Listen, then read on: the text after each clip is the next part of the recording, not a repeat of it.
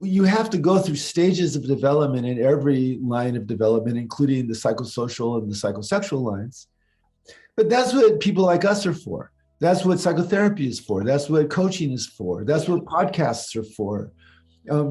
There's more wisdom and great teachers available in the world now than all the great teachers and wisdom cumulatively throughout human history. And certainly more accessible now. Completely more accessible. And we have evolved our consciousness. There's problems with modernity and postmodernity, but our consciousness is such that we can receive wisdom from multiple sources, and we have the capacity to integrate it because there's a large group of people in the world now that identify more with people than they do with their nation, and who feel that all the pieces fit together. This is why I love integrals so much. And I'm just learning every day a little bit more how everything fits together, how everybody's right some of the time. Yeah. And with love, you follow your heart and your soul to creating. If something's creating more love, that's good. And if there's less love, you go, what's going on?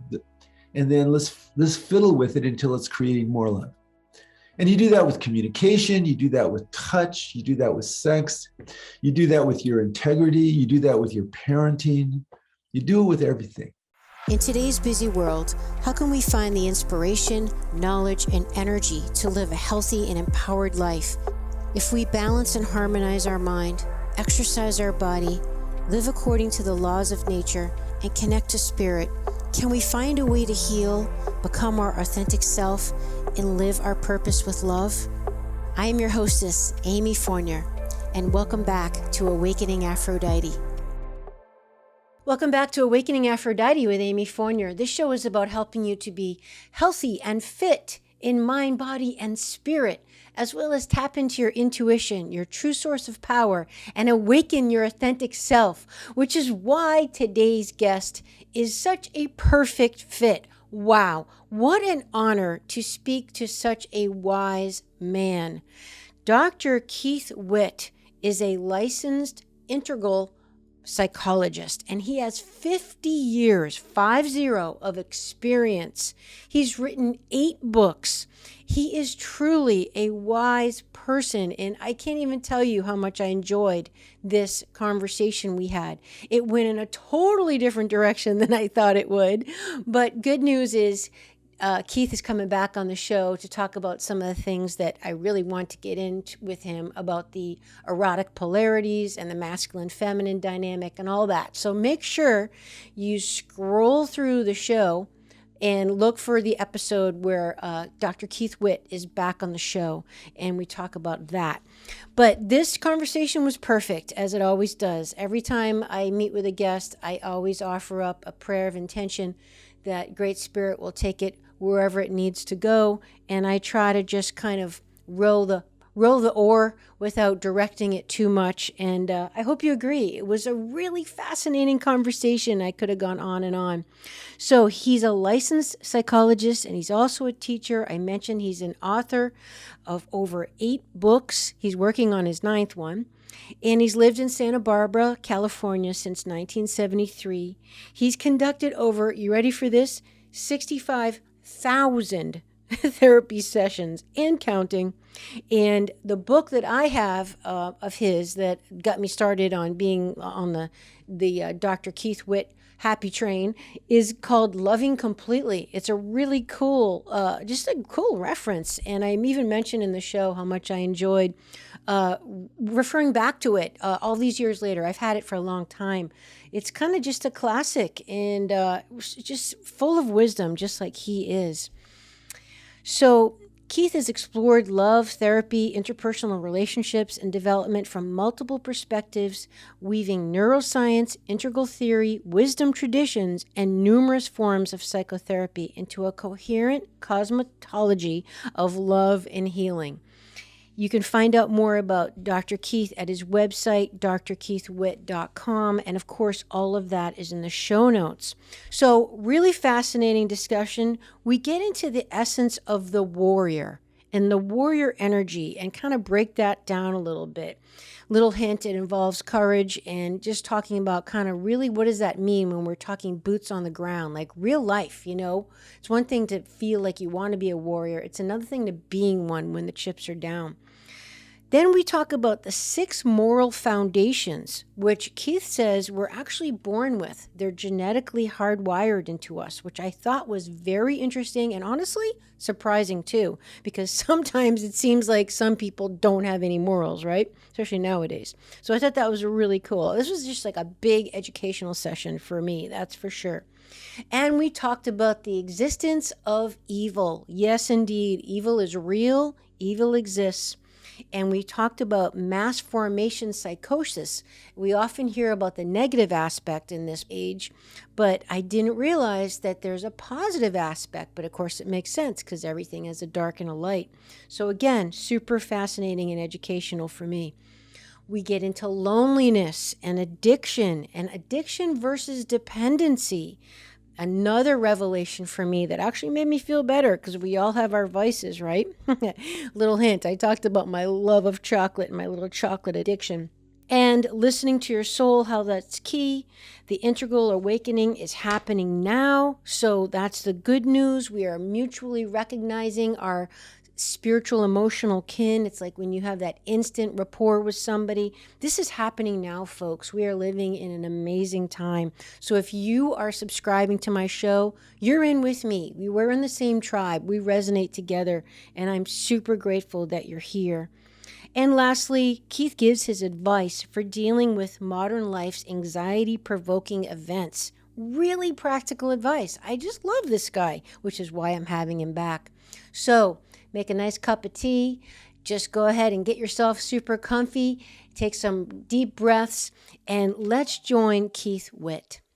And welcome back to Awakening Aphrodite with Amy Fournier. Today, my guest is Dr. Keith Witt. Welcome to the show, Keith.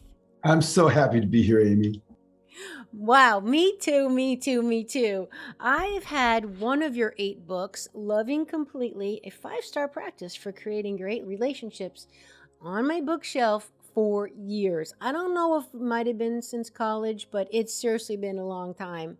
And even just rereading it a little bit in preparation for today's conversation, I was like, this is a great book. I'm glad that you're on the show because I could use the refresher. One of my favorites is, which book is your favorite? I know you have 8. I have 2 kids and 8 books, and it's really hard to say who's my favorite. It's any given time. When you have a sense that of a message that can help change the world, you get super excited.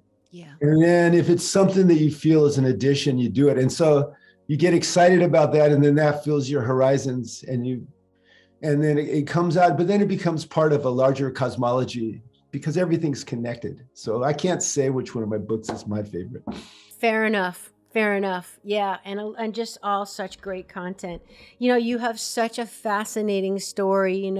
So many people kind of in this line of work that are the wounded healer archetype, but wow, when you were 15, you were hospitalized and had shock therapy and all that. You want to tell that story because it was the catalyst that got you into the work you're in today. I think it's very inspiring. I was raised in the 50s and 60s, which was somewhat of an emotionally autistic time of the world. And I just happened to be a sensitive person who felt other people's energies, and there was no language. There was no a way of expressing that or engaging in that. And as I hit adolescence, the absence of that plus some problems in my family drove me crazy. And so I was crazy. And my parents were teachers, and they did a brilliant thing. They found a therapist who was the minister at our local church. And we got into therapy, and he said, he said, I'll see the family. He said, you're all fucked up, essentially. And started working with us. And a couple of things happened. One thing, that therapy to me was like, when I was there, it was like you'd heard French until you were 4 and then never heard it again until you were 15. And then you heard it. It was like a native tongue that just lit me up. But also, I was really far gone into depressive psychosis. And so the therapist said, either you or your crazy mother have to get out of the house. And so my dad said one day, Keith, let's go look at sports cars. I said, okay. And so he got in our 54 Ford and stopped in front of the Wells Neuropsychiatric Clinic. He opened up the trunk and my suitcase was in there. And he said, you're going to spend some time here. And they hospitalized me and gave me 23 electroconvulsive treatments. And in the hospital, that electroconvulsive stuff, and I'm glad they did that instead of medication in retrospect, it did get me out of my depression enough that I realized at 15, I have to choose. And in indigenous societies around 15, that's when you have the rites of passage and the ordeals that young men have to go through to discover their new identity. And that's what happened to me. And I decided I was, in the world, the only things that attracted me were warrior and healer. And so the closest that I could get to that was martial artist and psychotherapist.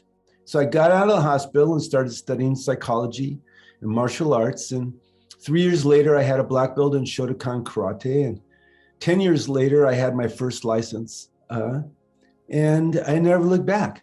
And that's my origin story. And my family in therapy, my parents stopped drinking and got younger. And my two brothers and I and my parents all thrived.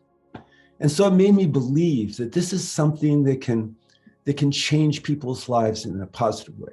Mm-hmm, mm-hmm. It always touches my heart to tell the story.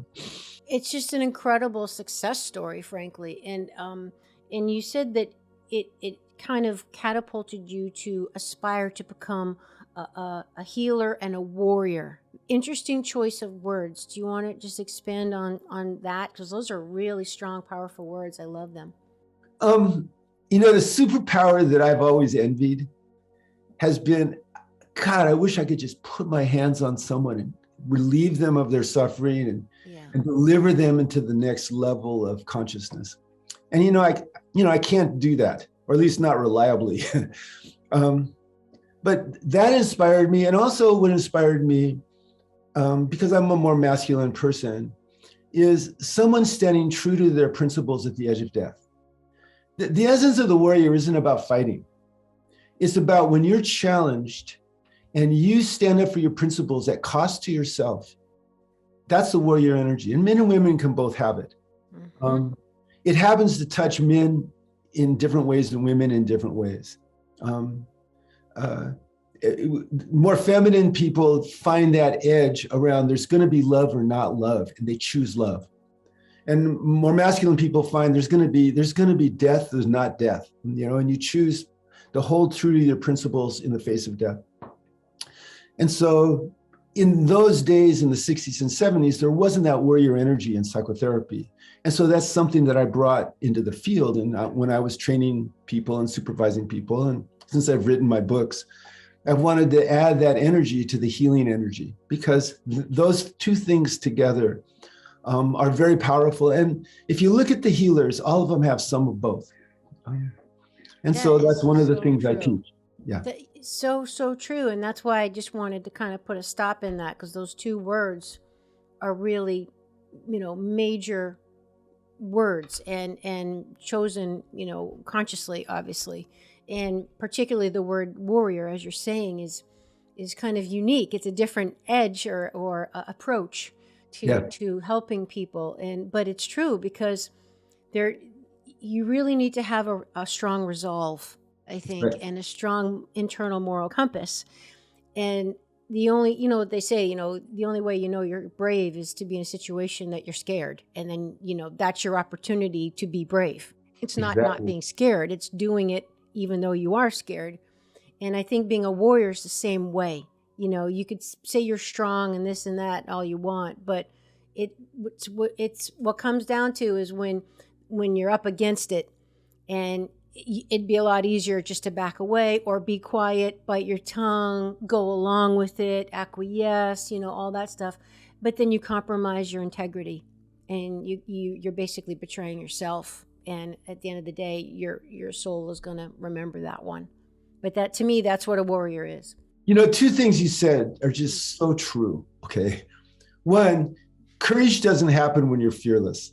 Courage only happens in the face of fear.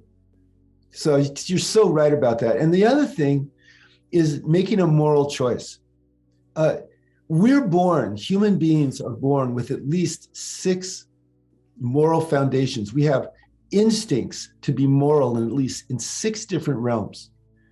And so as we grow through family and culture, we develop, we understand what is moral according to those 6 foundations. 2 of them are fairness and justice. Another one is loyalty. Another one is freedom. We are genetically wired to need to have values in those areas. Wow. And those values are deep in our unconscious, what I call our shadow self. And if we're true to those deepest values, there's a part of us that feels grounded and settled in the world. And they all have to do with other people because everything's relationships. And our values tend to be manifested and challenged in relationship with other people. And they evolve. Our moral systems evolve as we evolve. And as we discover what is more beautiful and good, particularly good, and are true to that grows our unconscious, and it grows our capacity to love, to give and receive love. And it's a process that's endless. There's always another stage beyond. And it's beautiful. It's a process. It's just so beautiful. It just staggers me. The never unending story, or the never not unfolding story, I guess I'm trying to say. Sure. Okay, but question. If all human beings are genetically wired and born with these 6 moral foundations, what about evil in the world, Keith?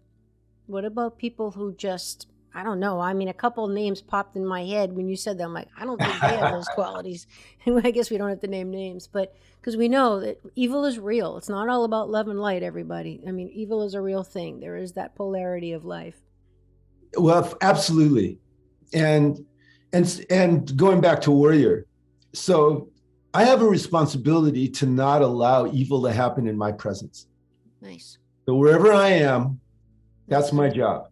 I will not allow abuse in my presence. I can't handle it. I can't change it in Ethiopia right now, but I can change it in this room or in some other place. Mm-hmm. And evil absolutely exists. Mm-hmm. Human beings are capable of the most transcendent and beautiful and loving and generous and selfless acts. And they're capable of the most horrific, selfish, sadistic, horrible acts. And that happens on an individual basis and on a collective basis. And the reason that it happens is that as we grow as human beings, for every level up, we can expand, we have understanding, there's more things that can go wrong. And we're wired inside of ourselves. There's other drives besides the moral drives. There's the drives to dominate. There's the drives to submit. There's the drive to compete. There's the drive to take. There's the drive to ravish and be ravished. There's the drive to be secure. So all of these drives, if the healthy versions of them are beautiful, the unhealthy versions of them are horrible. Okay? And what makes the unhealthy version of them? When we objectify another human being in some fashion, and then in that objectification, either do something that is for our own gratification or for our own enhancement at their cost, that is evil. And at every stage that happens. In a tribal stage, for instance, which is probably the first level of complex human organization, tribes were very wonderful with the people in the tribes, and they had lots of traditions and so on. They didn't have as much of a sense of individuality and embrace, but they were very racist. Tribes see other tribes as not human beings if they're not part of their tribe. Ethnocentric, right? Yeah, well, ethnocentric is a couple of stages beyond. That tribal, the next stage after tribe is somebody in a tribe says, if I can get a bunch of people together, I can do something great. Now, in a positive sense, that person can get a lot of people together and do something that doesn't fit with the tribal traditions. But can make something great happen. In a horrible sense, I can get a bunch of people and I can get them to do violence to other people and I can have more power. Okay. Yeah. The healthy and the unhealthy. You go to the next level, which is ethnocentric. That person says, you know, what I want isn't exactly what's best. There's a sacred text somehow that God has come through in some rules or a Bible or a Quran or the first one was Hammurabi's laws in 1800 BC. And that's more important than my individual will. Okay. That's the healthy version. The unhealthy version is I have this set of beliefs. Everybody who shares my set of beliefs is an acceptable human being. And then these other people are threatening us and we can do violence to them and evil happens there. Got it. We see this all the time. You know, people use the word tribal a lot with politics.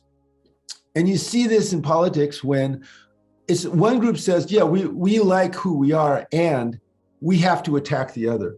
We see this mostly in conservative areas, ultra conservative, but sometimes in far progressive that start objectifying other people. So I could keep going in terms of the value memes, but as we go up then to rational and pluralistic and ultimately, when you get to a point where you go, there's something wrong with me feeling like I'm right and the other people are wrong, you get to a developmental stage called integral. And at the integral stage, maybe 3 to 7% of the world has this perspective. They go, you know, everything is pretty great in its healthy stage and pretty messed up in its unhealthy stage. And my job is to continue to grow and to praise the good and integrate all these healthy things together and to take a stand against the unhealthy stuff to whatever extent I can. And in the process, I understand that I'll change, that my perspectives will change, that my relationships will change, that language is inadequate to explain the human experience. And in that particular stage, you feel we're all brothers and sisters, but some brothers and sisters need external constraint or they're going to do evil. There's a great book by Matthias Desmet called The Psychology of Authoritarianism, where he talks about what's called a phenomenon, a modern phenomenon called mass formation psychosis. Yes. And so real evil, the horrible evil, the industrial grade evil in this world happens off of mass formation psychosis when there's a large body of people who are connected but feel socially isolated. They're anxious, they're irritated, the world doesn't make sense. And out of that group, an ideology will arise. And then in that ideology, there's an explanation for their suffering. There's some group that we need to oppress, and we can join together to oppress that group. And out of that ideology, a leader will arise, like say Trump or Putin or like that. And then that leader will be the mouthpiece of that ideology, and people will enter a form of mass hypnosis called a mass formation. They'll suspend critical thinking. They'll do violence to other people. They'll allow the most extreme excesses, and it won't bother them. They won't have cognitive dissonance because they've entered this state that humans are vulnerable to called mass formation psychosis. Now, what's happening now? It's happening all over the world now. Yeah. But also, Amy, there's a healthy form of mass formation. Oh, good. And the healthy form of mass formation Hopefully that's coming soon. Well, it's happening with you and me now. Okay. Healthy mass formation is there's a lot of people that feel isolated and they go, wait a minute. And then there's an ideology, the ideology of unity, the ideology of compassion and care for all. And out of that will come people that say, like Obama did, who said, look, we could all be brothers. We can all help each other in the world-centric. And then people will say, okay, I'll join with you. And I'm not about oppressing other groups, but I am about ending cruelty. And so the target of that mass formation isn't other people, it's cruelty. Yeah, it's a concept. Mm-hmm. Yeah, and so you want to provide constraint to people like Putin who do stuff, but I don't want to punish him because I don't want to punish anybody. So that's a form of mass formation. Now, in that mass formation, there's more being awake in that mass formation is valued. You know, this is one of the reasons that the ultra conservatives have kind of screwed up the word woke. Okay, Because if you're in a positive mass formation, you have cognitive dissonance if your leader does something you don't like and you tell them. And in a positive mass formation, what the leader does is, if I make a mistake, I'm sorry, I made a mistake. Which you find Gandhi did that, Obama did that, Desmond Tutu did that. All of them were parts of social movements where the people weren't against other people, they were against cruelty, and they were for unity and love. And so that's the healthy form. Everything in humanity has that. It has its healthy form and its unhealthy form. That's really, wow, very enlightening for me, Keith, because again, the term mass formation, psychosis, hypnosis, whatever, is throwing around a lot now because it, like we said, it is happening. But I wasn't aware that there was a positive, which only makes sense because everything has a flip, everything has a flip side. So duh. I really hope you're enjoying the show, everybody. We're just breaking in here because I'm here with my friend Wade Lightheart from my favorite supplement company, Bioptimizers. And, everyone's talking nowadays about the importance of your gut and gut health and the microbiome and good bacteria and bad bacteria.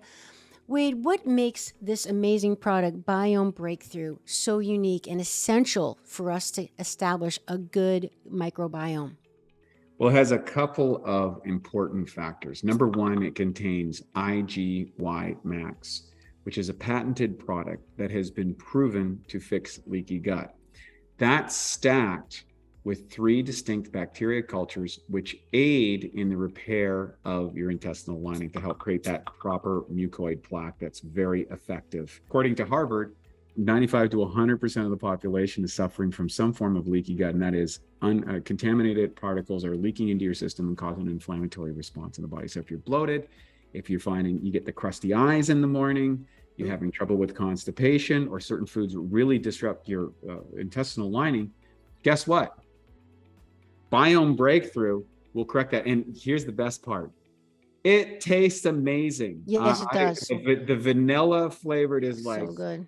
Like vanilla icing. I just eat the stuff out of the can. Oh my God. I thought I was the only one. No, I put it in my mouth and it tastes amazing. It feels does. good. It's like candy. It not just tastes good, it feels good. And it's something that has just made such a difference in so many people's lives. And I'm very excited to offer it to people. It's one of my favorite products from Bioptimizers, and I love your entire company. So much so, I put it in my e-store, my recommended products. I use it every day. I use your products every day. I just love them because they work. I love everything about the mission of your company, with heart, with soul, with purpose. You get results. You have 100% money-back guarantee if anyone didn't like the product. And they can save money by entering my special coupon code AMYF10 at checkout, AMYF as in Fournier 10 at checkout. So try your Biome Breakthrough today or any of the other Bioptimizers products. You mentioned something I did want to get into today. There's so much that I wanted to talk to you about based on what you already just said, but let's talk about loneliness. Okay, there's an epidemic of loneliness going on right now, even more so. I know even in your book that I referred to, Loving Completely, that I love so much, you even had given a statistic back then, whenever you wrote that, I'm not sure, but that was 50% of people surveyed reported they were chronically lonely, meaning like pervasively.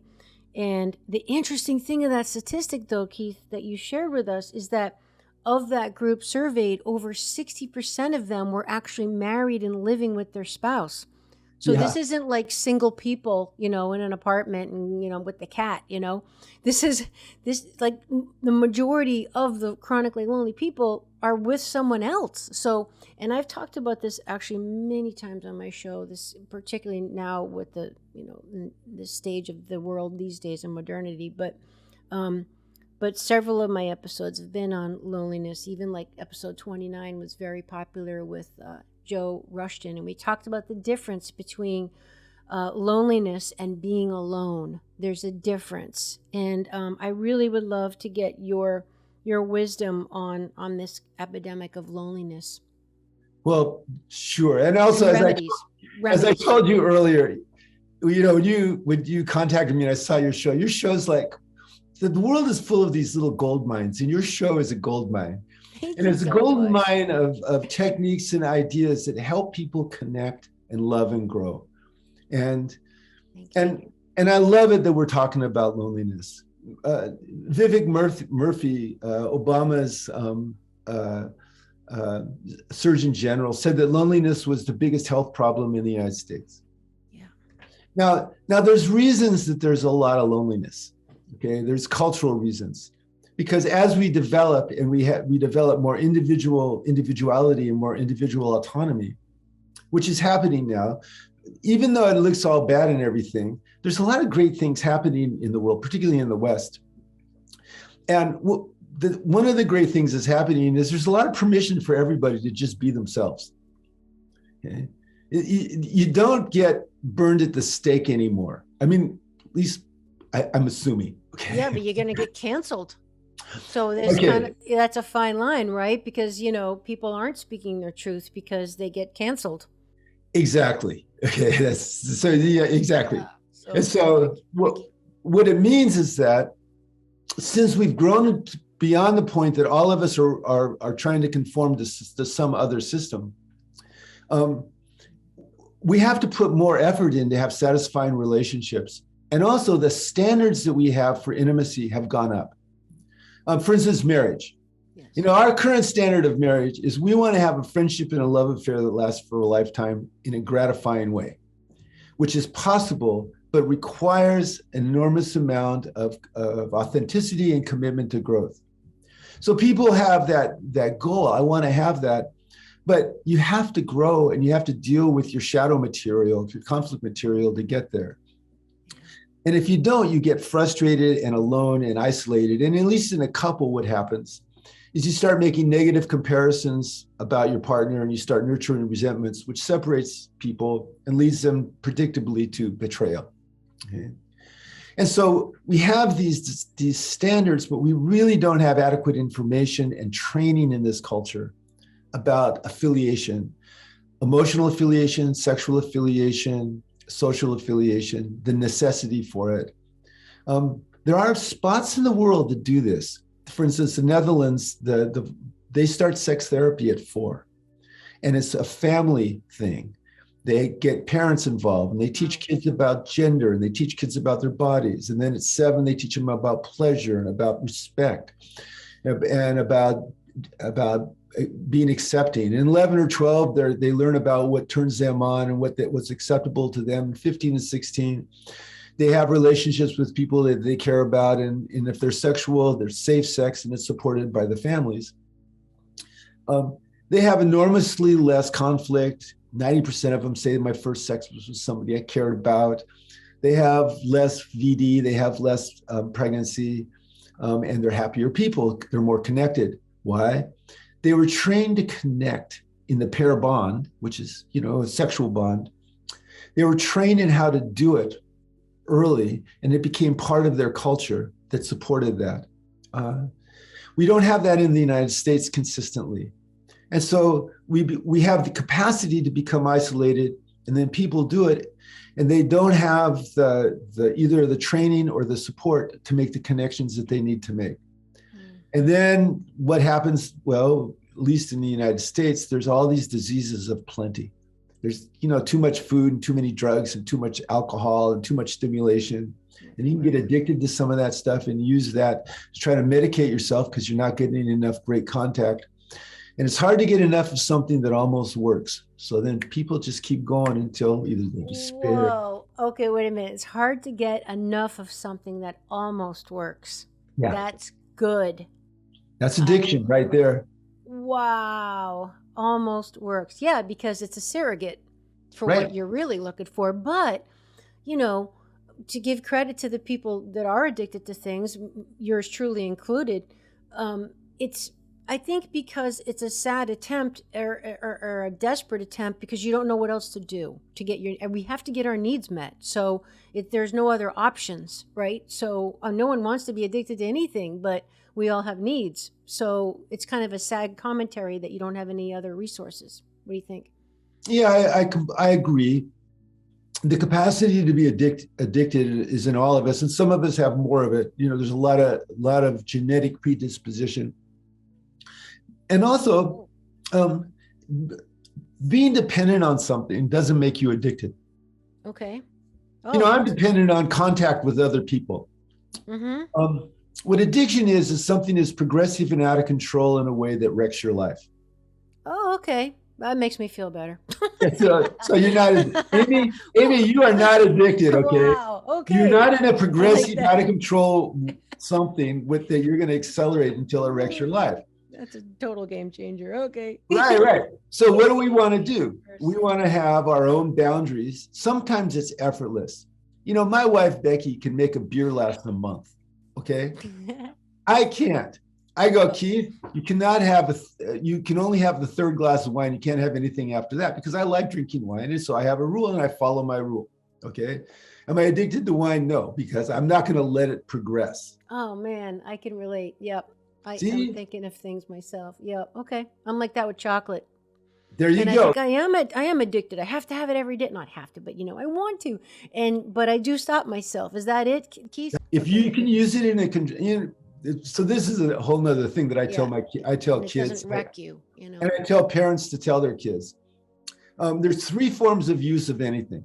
There's people who can take it or leave it. There's people that like something, but they need rules to not do it in an unhealthy way, like chocolate for you. And there's people that if they use the thing, it'll just kill them. It'll wreck them. Okay. So if you just couldn't stop eating chocolate, then you'd have to get the chocolate out of the house and go, okay, no chocolate for me. Okay. Okay. Mm-hmm. But since you can control it, you can follow a rule. You're a type 2 user. The off switch. It's the off. Okay. I definitely have it because my body tells me. And I know when I hit that edge, I'm like, crap. That one last piece, now I feel like crap. Or I get a headache. But then I remember that next time and I listen when I'm right on that edge and I stop. But a little bit of chocolate is super good for you. That's what I keep telling myself. Yeah, it is. It sure is good for me in a lot of ways, let me tell you. And I only have the best chocolate. It's on my website if anybody's looking for it. It's fantastic. Excellent. Anyway, go ahead. Now, all those three things, whether I can take it or leave it, whether I can follow rules, whether it's out of control, they involve, if I'm going to pay attention to that, I have to be able to observe myself. I have to self-observe. Yes. Okay? Mm-hmm. And I have to self-observe myself when I'm making a mistake. Okay. Now, some people cannot do this, right? And you talked about evil. The people doing evil do not have they don't have a platform to observe themselves. They just surrender to it. And evil is an addiction. It involves violence to other people. And once you start indulging violence to other people, you become addicted to it. And as you become addicted, you lose your capacity because there's gratification in doing violence to another person that you're angry at or threatened by. I don't even understand that. How can you get gratified being violent? I'll give you a good example. Okay, so I'm a martial artist, right? Okay, so nobody who gets into martial arts to learn how to have fair fights. Okay. They want to win. Yeah, they don't just want to win; they want to dominate. Okay, when I studied karate, or protect themselves. I did it. I was in karate, and it was self-defense. So in that fantasy, someone is trying to mess with me, and I smash them. Okay, and when I smash them, I'm gratified. Okay, this person is doing evil. Bam, and this is a primitive thing. Kids under 9, if they start arguing, most of the time it ends with somebody being dominated, somebody submitting, or somebody taking off. 8 out of 9 times it does. 1 out of 9 times kids naturally will work it out. Now, if they have people who teach them how to do it, that goes up. But it's an instinct for us to dominate or not be dominated. And it's satisfying to go after somebody that whatever. But there's a moral justification here, though. You know what I mean? Like if the person is attacking you and you smash them, you feel morally justified. Whereas someone is innocent and they're just walking on the street and you smash them, you're an asshole. Right. So what about morality here? Well, and so like we said earlier, there's a healthy and unhealthy version of everything. Okay. Yep. So that's why people who, there's guys that, get in trouble and are street fighters and stuff. When they enter martial arts studios, they stop having bar fights. Why is that? Because in martial arts studio, they say you never do violence unless there is a moral imperative. And a moral imperative is always protecting a person. Mm-hmm. If somebody, came to me and pulled out a knife, say, and said, give me your wallet, I'd give him my wallet. I mean, I'm not going to fight somebody for my wallet, or, give me your wallet or I'll beat you up. Well, I could probably protect myself. I'm going to still give him my wallet. It's like you only do violence to protect yourself or somebody else. That's the moral standard that you learn in those studies. Mm-hmm.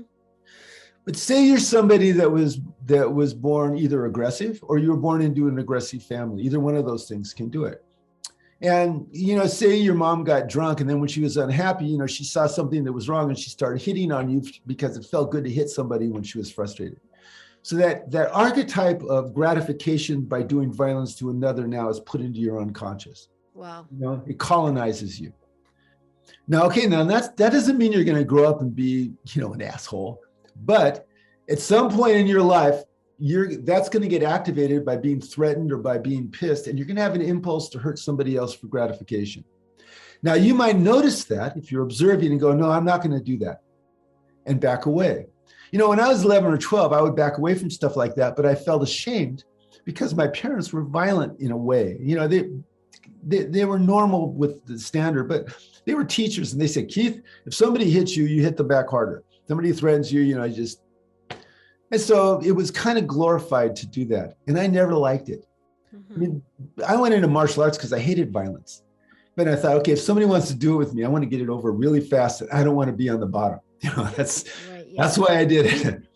And so if you can observe that and say, no, I'm not going to do that. I'm going to do something better. If you can observe it and you indulge it, and then you get the gratification of attacking somebody for some bullshit reason. Most people have some bullshit reason to hurt another person.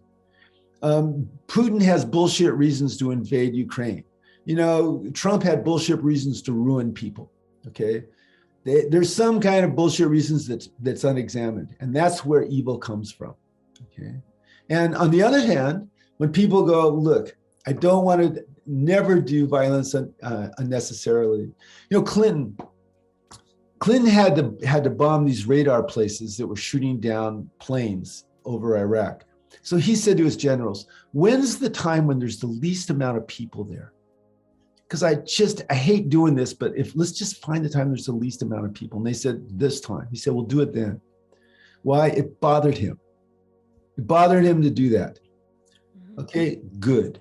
I'm glad it bothered him. That was him still observing, I have to provide this external constraint, but I wanted to cause the least amount of damage possible. Mm-hmm. There's that shift from the healthy to the unhealthy. I can appreciate that. And certainly our true power comes in the moment of choice. That's right. But you as a boy made a choice, like to go with your automatic programming, or you got conscious. That's why being conscious is just such a great aspiration, because you're taking your real power back. You're taking back your sovereignty of, am I consciously choosing this? It's like you have to pause.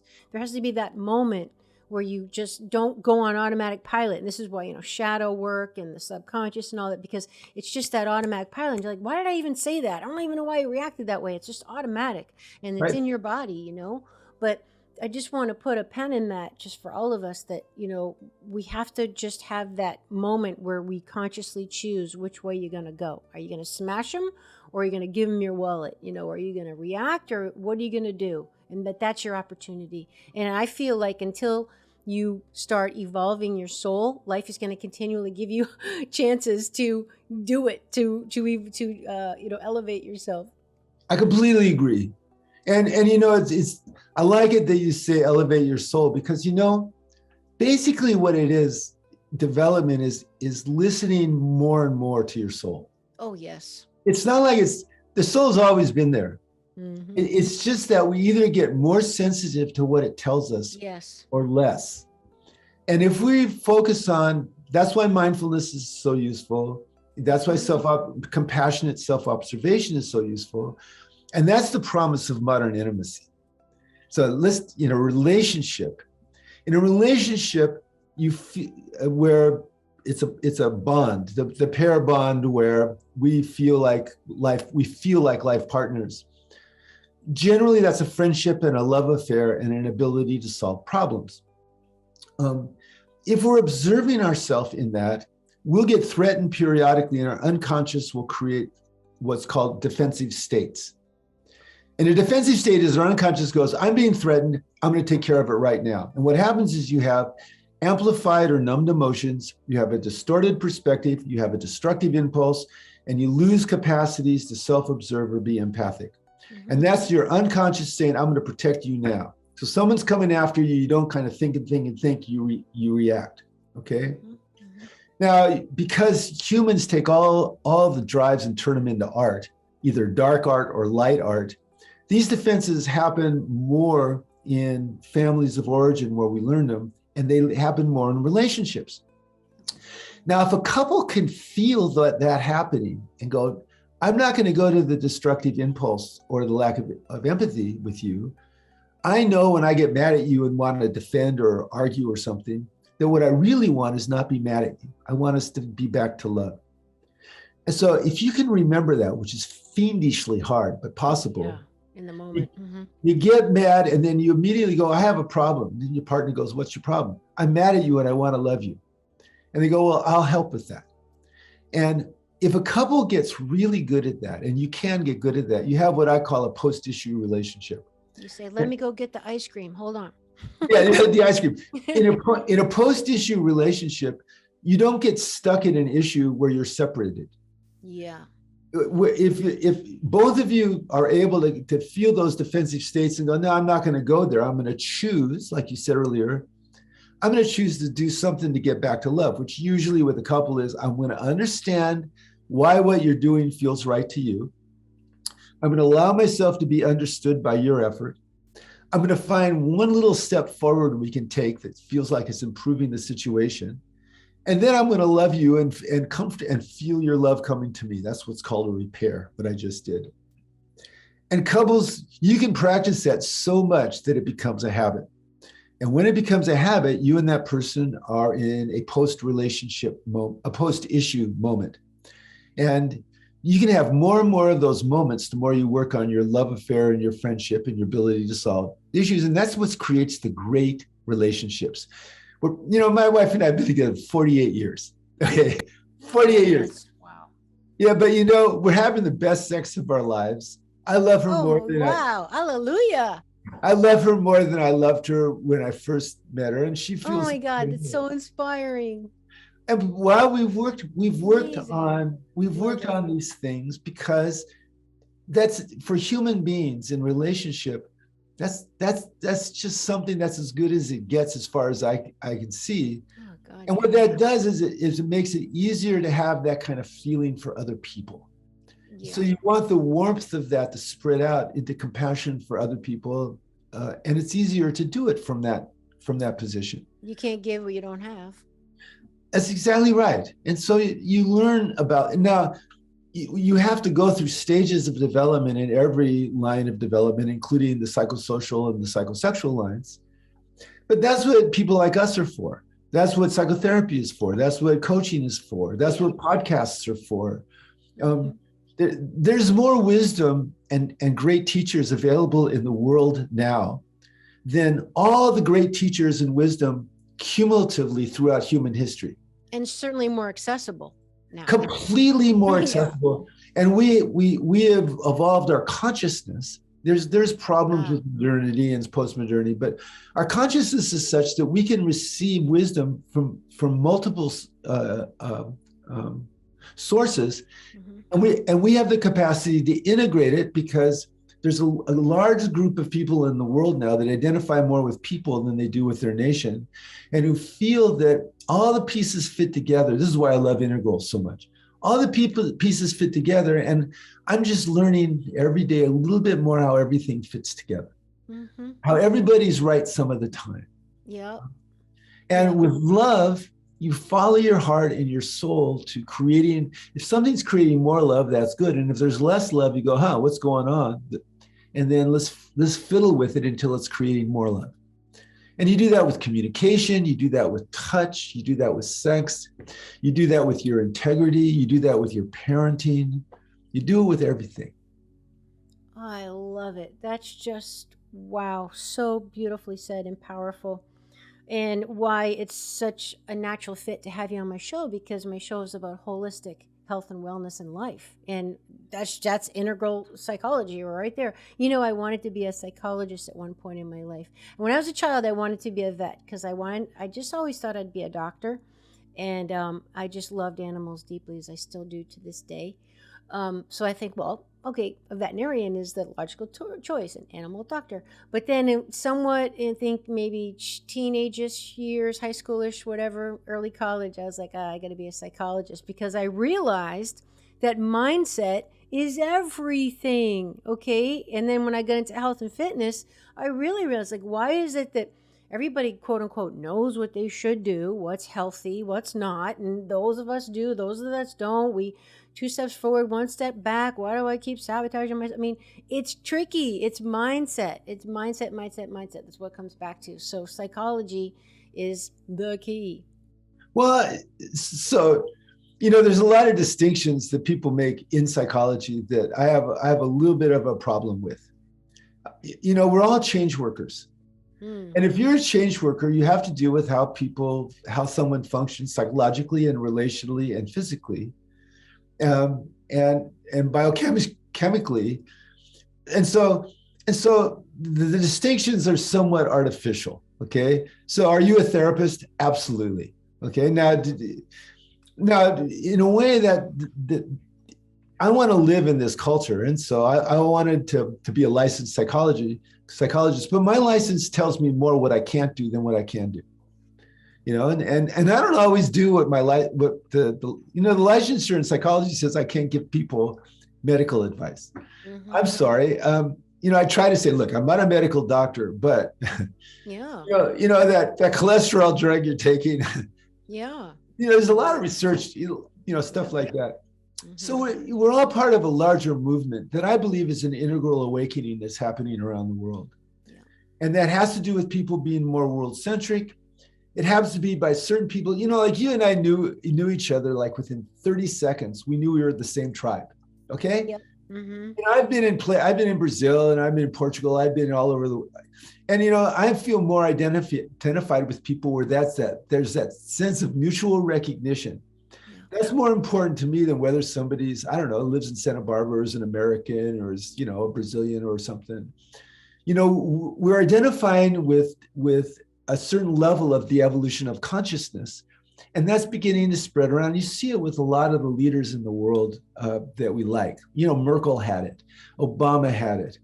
Biden has some of it, though he's a traditionalist in certain ways, but he has a lot of that love for everybody. And we see that and we find it beautiful. And there's a lot of people that find that beautiful.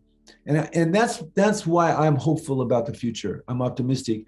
Even though there's those mass formation psychoses, there's those conformist groups, there's violence and evil, there's fascism. That's always the nature of humanity, because you have to grow through those conformist stages. You have to grow through that power God stage, that conformist stage, or that competitive stage, to get to other stages where, everybody being cared about or the environment being cared about is as important as me making money. It's not wrong to want to make money, but to make money at the cost of other people or of the environment is evil. It's violent. But making money and having people taken care of and the environment taken care of, that's pretty beautiful. And so you got to grow through those other stages. And so there'll always be people that will want to control everything and want to attack other people. And they need external constraint, kind but firm, from the rest of the world around, don't do that. So, Keith, what would be your advice then, as a professional, for those people who are listening to this and saying, okay, but practically in real life, how do I placate myself when I start getting super anxious about what the others are doing and I feel powerless? Like how, to the evil side of it, yes. Because it's anxiety provoking. So what would be your advice for us to just deal with that and not just lose it with anxiety? First of all, it starts with getting centered, as you did before the show, okay? Mm-hmm. You get centered in your heart, and whatever your conceptualization of your wise self, your wise self arises. We all have a wise self. We all have a self that wants the highest good. So it starts with anchoring in that every day and just allowing that to be your ultimate authority. That's the first thing. I have a wise self. My wise self is going to be my ultimate authority. That's the first thing. The second thing is have people in your life that you trust and love, that trust and love you. And if you can't find them, get some help from somebody and then find them. And have those relationships as a foundation. It can be your life partner, it can be your children, it can be friends, it can be community. But you need those connections. And they're as important as vitamins and minerals and Yes. and healthy food. And so that's the second level. The third level is never succumb to cynicism. So you always vote, okay? And if there's some problem, they were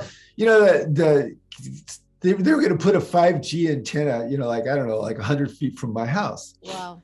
Okay, well, I wrote a letter on the Neighborhood Watch and quoted a bunch of research about what 5G could do to people's tissues and stuff. You took action. I took action, and there were other people taking action. And so they're not going to put that antenna near my house. Now they're going to put it someplace else. But what you do is you join with like-minded people and make a difference somehow. And recognize that there's people all over the world doing that. And we're all united in that desire to make things better for everybody. And you also took the initiative to help people be aware of why. So they got on board, because this is the thing. I mean, people can't take action if they don't realize there's a need to take action. It's not, this is all going on, behind closed doors. They're installing these towers and stuff in the middle of the night, and when schools close and different things. I mean, we won't get into that, but, people have to be aware, yes, you need to take action. This is important. So good. Yeah. I buy organic stuff because I know that glyphosate is over everything. It's another way of voting is what you're buying. It's another way of voting. What I buy is another way of voting. And also, when I'm dealing with people that have surrendered to the dark side, that have normalized violence to other people, rather than waste time getting pissed off at Trump or somebody like that, or Putin, I go, okay, what I do is I support people having firm but kind constraint on those people. I don't want somebody to shoot Trump. I like it that there's a legal system that's gradually tightening. I don't want Putin to be punished. I like it that there's a group of people trying to non-violently discourage him from a war. You feel that impulse to demonize the other, and you go, okay, there are people that are dangerous, but I'm not going to succumb to thinking that the answer is eliminating them or punishing them. Or becoming like them. Becoming like them. No, I want them constrained that they can't do bad. Yeah. Here's my favorite example. Pharmaceutical companies, because I have great hatred in my heart for pharmaceutical companies. Yeah, okay, now, but if we pass laws that said pharmaceutical companies, you can only make 100% profit on any drug. Okay, that's all you can make, not 20,000%. Only make 100% profit on any drug. You cannot cook your research to make drugs look good. You have to make them available to people. You can't use your money to hypnotize people so that they use. So you have to basically be ethical. Okay, so let's fast forward 5 years from now.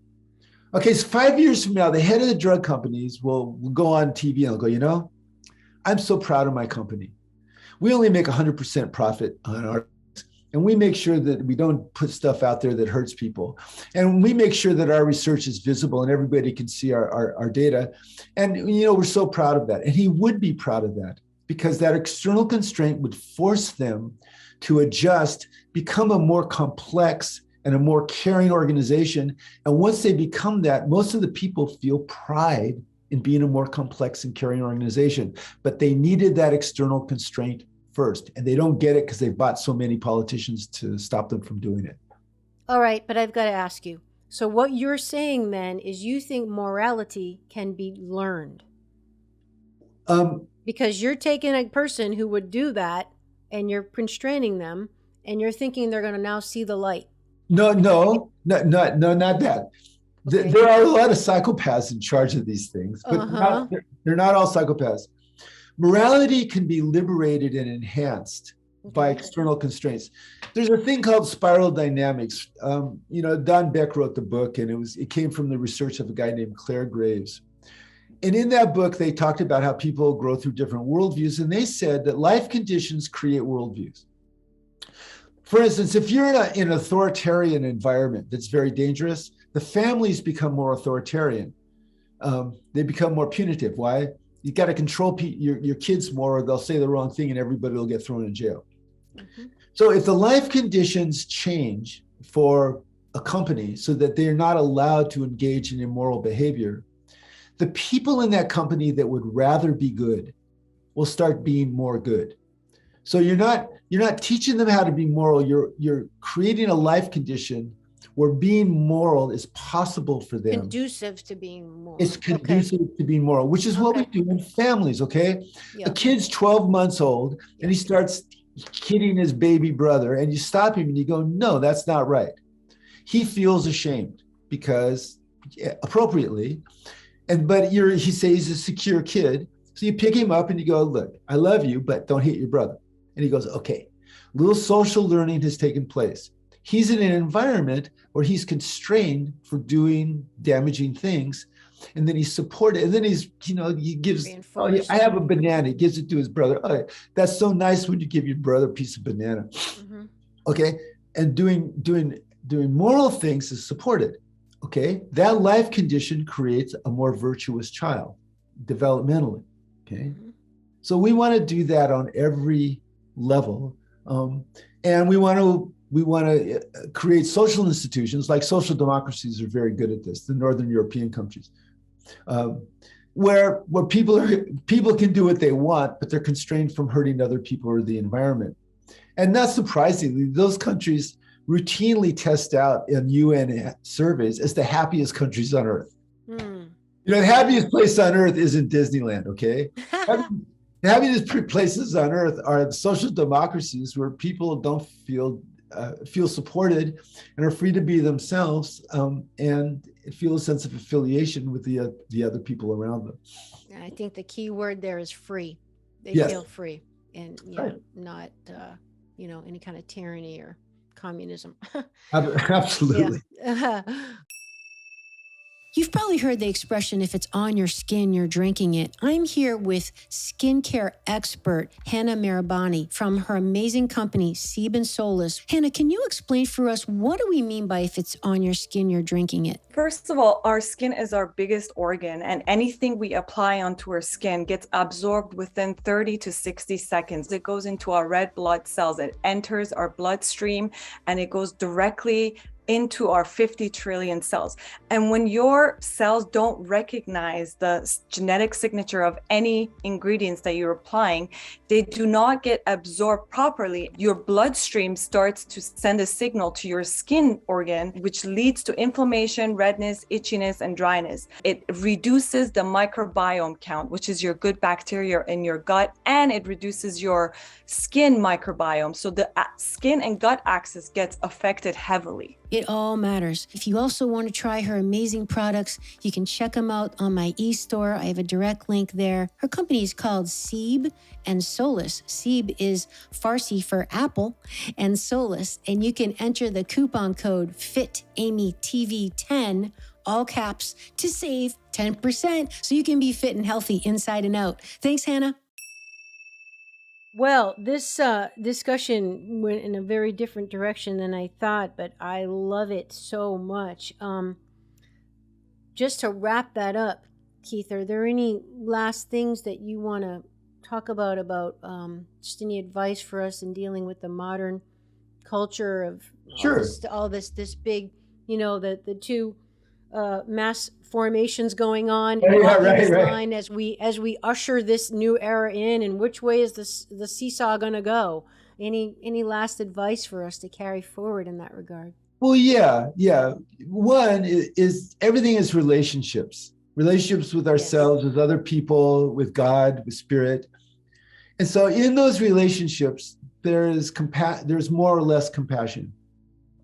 And so we want to bring compassionate understanding to all those relationships. All of us resist compassionate understanding in different places because we get threatened or we get scared or we have bad habits. Really? Oh, that's so sad. Well, that's okay. It's part of being human. Yeah. Note that that's destructive shadow, but that's fine. Yeah. Because when that comes up and we have a self that can observe it, we can observe those destructive things and say, I don't want to do that, and turn it into something good. Make the choice. My book Shadow Light is all about that. It's about there's constructive shadow and destructive shadow, and there's us who can observe that as our unconscious gives us impulses and stories, and we can decide where to go with those. And if you go towards more compassion and more connection with other people and more contribution to other people, you get happier, you get healthier, and your relationships get better. And so I want everybody to know that that's possible. And if you're having trouble with it, what do? Well, you watch Amy's podcast, Awakening Aphrodite. Yeah, maybe mainline it. You mainline it. You get a counselor or a coach or a guide and you work with them, because there's always better when somebody is observing you and helping you grow. And then what you do is you just keep on doing the work, and you know what happens? Eventually you discover yourself feeling like you're living a happy ending at the beginning of something wonderful. Wow. We all have that capacity if we just keep putting the effort in and receiving loving influence from other people. I love it. So you just revisited your tip number 2, having support. That's right. That you mentioned earlier. I mean, that's really what it comes down to. And I love that one of the things you say a lot is about how it's all about relationships. Keith, you're quoting me too, because my father passed away young. Sorry. Yeah, a while ago, many years ago now. And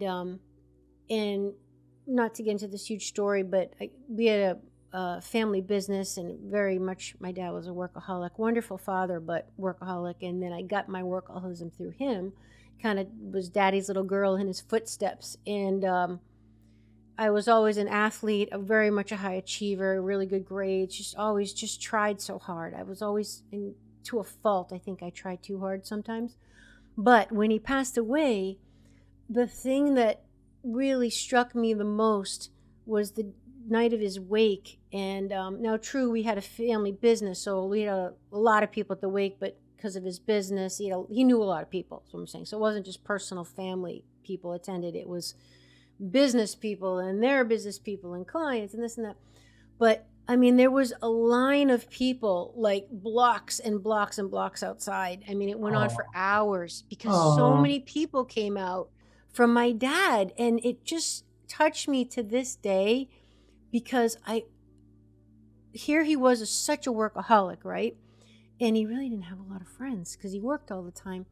But what I learned from his death was it's all about relationships. These people took the time, come out of work or missing dinner and standing in line for hours just to give their condolences to my mother, my brother, and I. And they wanted to shake our hands and tell us what my father meant to them and what a good man he was. Oh my gosh, I'm not going to cry. Good. Those are tears of joy. Yeah. Those are the good tears. I'm very proud of him. And good. That, he would do business on a handshake. But what my point of sharing this is that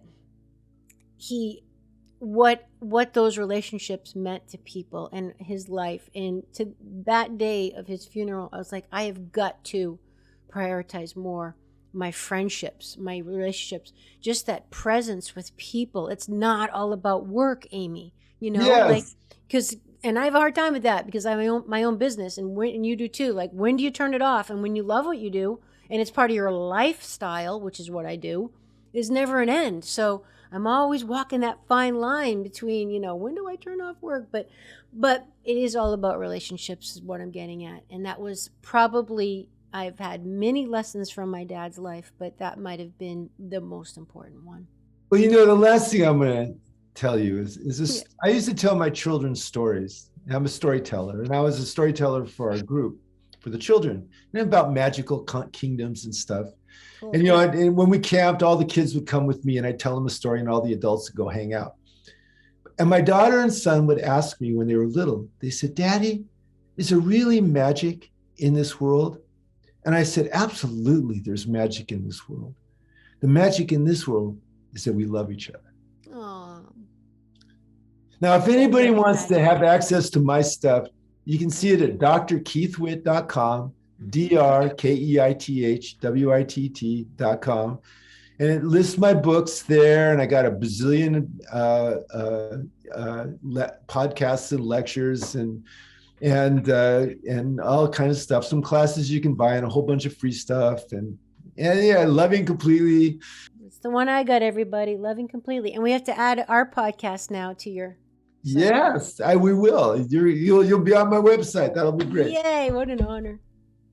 That would be amazing. Yeah, well, this, again, we could just keep you for hours and hours. There's so much to talk about. You're just a wealth of wisdom and knowledge and resource, and hence 8 books and your very full workload. And thank you for taking the time to be on the show. And everybody, thank you for listening and watching. Share the show if it helped you, and certainly to those that you think it might help. And you can subscribe, leave a review. I would be very indebted. And check out the show notes in case you're driving or whatever and didn't get Keith's stuff, because it's all in there. But it's Dr. Keith Witt with 2 T's, WITT, PhD. And the website again, Keith? drkeithwitt.com, drkeithwitt.com. And come to my website. You can join up for free. And if you join up, there'll be like a little video and a bunch of resources that'll come to you every week for about 12 weeks, because we thought that would be cool. And it was the 12 things that I was most excited about at the time when I did it. I would probably add another 4 or 5 now if I did it again, and maybe I will. I love your sense of fun. Like, there's a real child spirit in you that I think is beautiful, and it's very engaging. But just how you just explained that's super fun and creative to me, because that's the child in all of us. But you make it engaging, and I just think it's beautiful, and the world needs more of that. Thank you. So, I'm a big fan. All right, everybody, you know what to do. Thanks again for listening and watching, and we'll see you next time. Bye-bye. Much love to everyone. Would you like to support my mission to help empower people all over the world to be all of who they truly are? If so, please subscribe to the show, leave a review on iTunes, and share it with a friend. And if you're looking to take immediate action to align your energy and optimize your health, visit amyfournier.com. Thanks for listening to Awakening Aphrodite. Let's awaken her together in you. I'm your hostess, Amy Fournier, and I already can't wait to be with you again and for you to hear what I have planned for the next show. Thanks for listening to Awakening Aphrodite with Amy Fournier. To learn more about Amy, check out her website, amyfournier.com. That's AMYFOURNIER.com. You can also check out Amy's live and on-demand virtual fitness and yoga classes, and sign up for her newsletter to receive a free mini ebook of 3 of her top tips for making holistic health a lifestyle. Again, that's amyfournier.com, and get your ebook sent to your email immediately.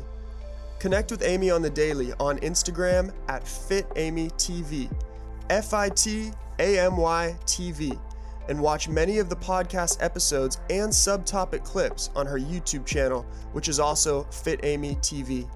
Enjoy, and we'll see you next time on Awakening Aphrodite.